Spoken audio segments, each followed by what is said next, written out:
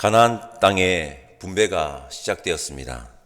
요단 동편에서 두 지파 반, 루벤, 갓, 므낫세 반 지파에게 이미 땅이 분배되었고, 요단 서편 즉 가나안 지역에서 유다와 에브라임 지파, 그리고 요단 동편의 므낫세 반 지파 말고 남은 므낫세 반 지파의 땅 분배를 마쳤습니다. 이제는 7지파가 남았습니다. 오늘 본문 여호수아 18장에 남은 7지파의 분배 이야기가 시작되고 있으며, 18장에는 남은 7지파 중 베냐민 지파의 분배에 관한 내용이 기록되어 있습니다. 우리 1절과 2절 말씀 함께 한 목소리를 읽어보겠습니다. 1절과 2절 함께 읽겠습니다. 이스라엘 자손의 온 회중이 실로에 모여서 거기에 회막을 세웠으며 그 땅은 그들 앞에서 돌아와 정복되었더라. 그러나 이스라엘 자손 중 그 집기업의 분배를 받지 못한 자가 아직도 7지파라. 이스라엘 자손 중에 기업을 분배받지 못한 지파가 아직도 7지파가 있다고 합니다. 벌써 땅을 점령했어야 했는데 많이 지체되었음을 아직도라는 표현에서 알 수 있습니다. 1절에 눈여겨볼 만한 장소가 등장합니다. 바로 실로입니다. 실로라는 지명은 여호수아 18장에만 4번 언급되고 있습니다.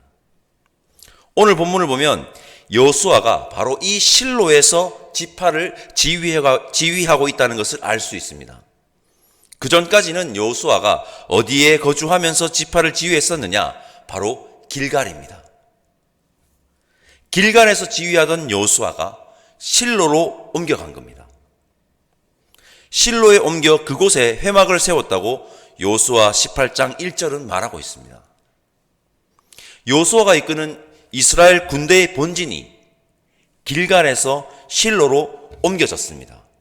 지리적으로 볼 때도 의미를 발견할 수 있는데, 실로가 원래 본진이 거주하던 길갈에서 북서 방향으로 더 내륙적으로 위치해 있습니다. 실로의 위치가 길갈보다 더 가나안의 중심부입니다. 이렇게 본진이 길갈에서 실로로 옮겨지고 오랜 기간 이 실로는 이스라엘의 중앙 성소의 역할을 감당하게 됩니다. 그 사실을 우리가 사무엘상을 통해서 알 수 있습니다. 한창 전쟁을 치를 때는 길갈에 거주하던 본진이 분배를 마무리하는 단계에 이르러 실로로 이동되었다는 것은 의미하는 바가 큽니다. 이제 이스라엘은 중앙 성소를 중심으로 하나님께 제사를 드리는 공동체로 살아가야 한다는 것을 말하고 있는 것입니다. 이것은 아주 중요합니다. 이제 이스라엘 백성들은 하나님 중심, 예배 중심의 삶을 살아가야 한다는 것입니다. 이것이 이스라엘이 가나안 땅에서 살아가야 하는 방식입니다. 이렇게 살아야 합니다. 그렇지 않으면 여러분 큰일 납니다. 이것이 무너지면 모든 것이 무너지는 것입니다. 여러분, 우리 역시 하나님 중심, 예배 중심의 삶을 살아야 하는 그리스도인임을 반드시 기억하시고, 하나님 중심, 예배 중심의 삶을 놓치지 않는 자들 되시기를 간절히 소망합니다. 이것이 무너지면 모든 것이 무너진다는 것을 확실하게 인식하고 살아가는 저와 여러분들 됩시다. 우리 3절과 4절 말씀 함께 읽어봅시다. 3절과 4절 함께 읽겠습니다. 여호수아가 이스라엘 자손에게 이르되 너희가 너희 조상의 하나님 여호와께서 너희에게 주신 땅을 점령하러 가기를 어느 때까지 지체하겠느냐? 너희가 각 지파에 3사람씩 선정하라. 내가 그들을 보내리니 그들은 일어나서 그 땅에 두루 다니며 그들의 기업에 따라 그 땅을 그려 가지고 내게로 돌아올 것이라. 아멘. 여호수아가 머뭇머뭇거리는 7지파를 책망합니다. 비난적 책망이라기보다 격려하고 독려를 하기 위한 책망이라고 보시면 됩니다. 한 지파에 3명을 선발하여 분배받을 땅을 그려오라고 합니다. 제가 첫 번째 주목한 사실은 이것입니다. 땅을 점령하기를 머뭇거리며 지체하던 7지파가 본진이 실로로 옮겨진 다음에 움직이기 시작했다는 것입니다. 무슨 연고인지 그 이유를 밝히고 있지는 않지만 남업지 7지파가 땅을 점령하러 가는 것을 지체했다는 것입니다. 그들은 어찌 보면 영적 침체에 빠졌다고 볼 수 있습니다. 그런데 본진이 실로로 옮기고 여호수아의 권면을 듣고 움직였습니다. 여기서 알 수 있는 것은 그리스도인이 힘을 얻을 수 있는 곳은 바로 예배의 자리라는 것입니다. 중앙성소 실로에 회막이 설치된 후 그들은 움직였습니다. 영적 침체에 빠진 자들이 새롭게 힘을 얻을 수 있는 곳은 바로 예배의 자리라는 것을 우리에게 말하는 것입니다. 여러분, 우리는 예배의 자리를 사모해야 합니다. 예배의 자리야말로 하나님께 새 힘을 얻을 수 있는 자리입니다. 예배의 자리에 나옴 없이 영적 침체를 극복할 수 있는 방법은 여러분 없습니다. 예배의 자리를 사모하는 저와 여러분들 되면 좋겠습니다.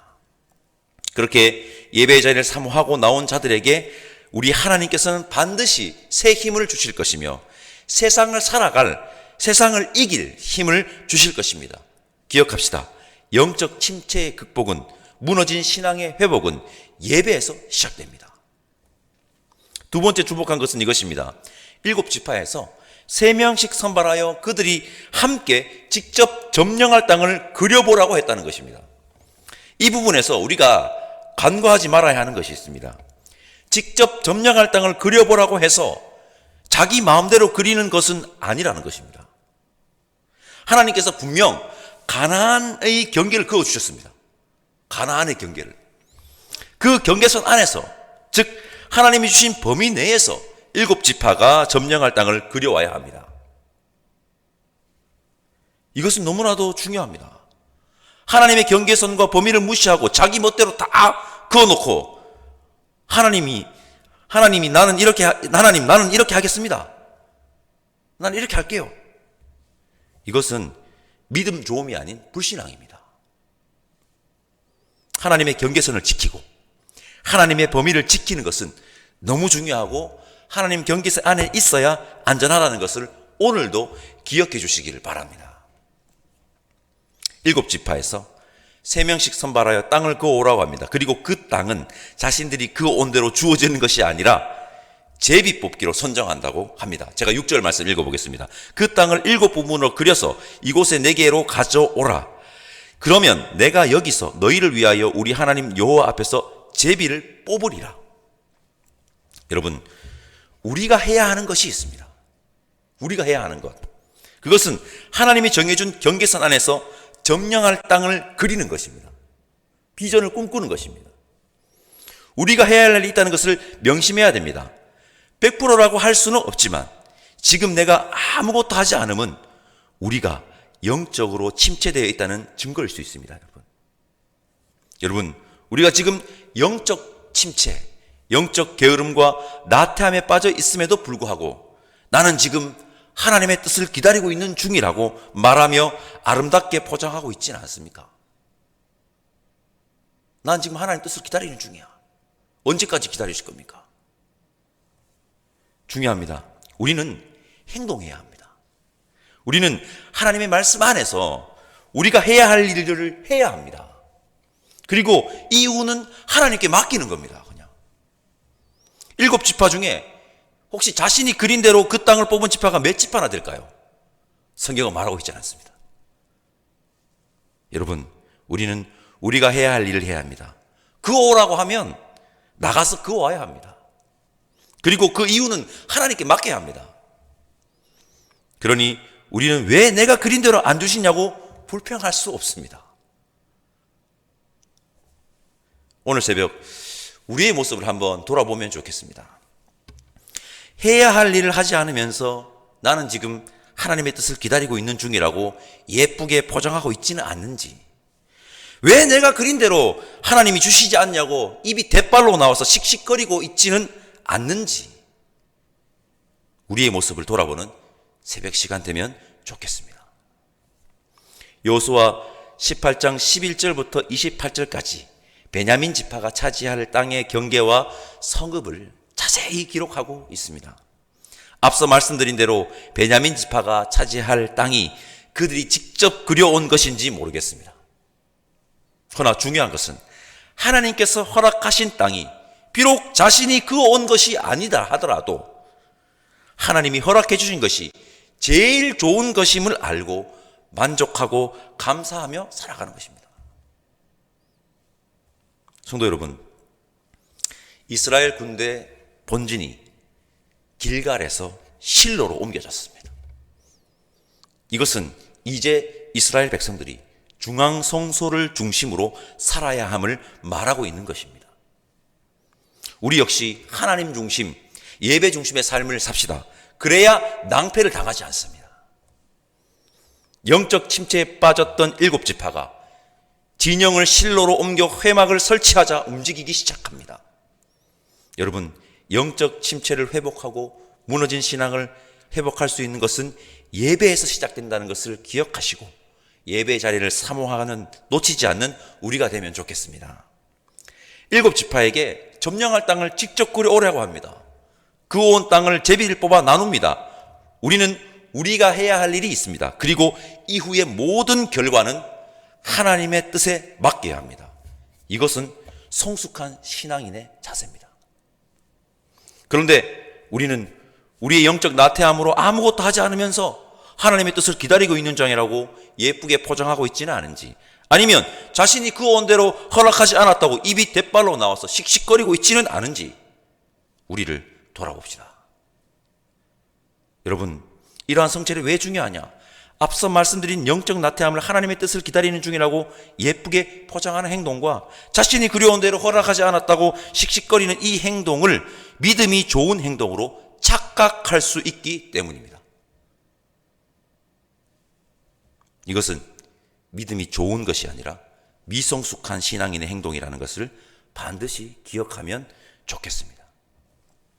그렇게 하나님이 허락해 주신 것이 가장 좋은 것임을 알고 주신 것에 만족하고 감사하며 살아가는 성숙한 신앙인이 우리 효목제일교회 성도님들이기를 간절히 소망합니다. 기도하겠습니다. 하나님, 감사합니다. 오늘 아직도 기업의 분배를 받지 않은 7지파를 보면서 우리의 신앙의 모습을 점검해 보았습니다. 우리가 삶을 살아갈 때 하나님 중심, 예배 중심의 삶을 살아야 함을 기억하게 하시고 예배 자리를 놓치지 않는 우리가 되게 하셔서 영적 침체와 나태함에서 벗어난 성숙한 그리스도인들이 우리이기를 소망하오니 성령 하나님 인도하여 주옵소서. 그렇게 하나님이 주신 것이 최고이며 최선임을 알고 감사하며 살아가는 우리가 되게 하옵소서. 감사합니다. 예수님의 이름으로 기도드립니다. 아멘. 하늘에 계신 우리 아버지, 아버지의 이름을 거룩하게 하시며 아버지의 나라가 오게 하시며 아버지의 뜻이 하늘에서와 같이 땅에서도 이루어지게 하소서. 오늘 우리에게 일용할 양식을 주시고 우리가 우리에게 잘못한 사람을 용서하여 준 것 같이 우리 죄를 용서하여 주시고 우리를 시험에 빠지지 않게 하시고 악에서 구하소서. 나라와 권능과 영광이 영원히 아버지의 것입니다. 아멘.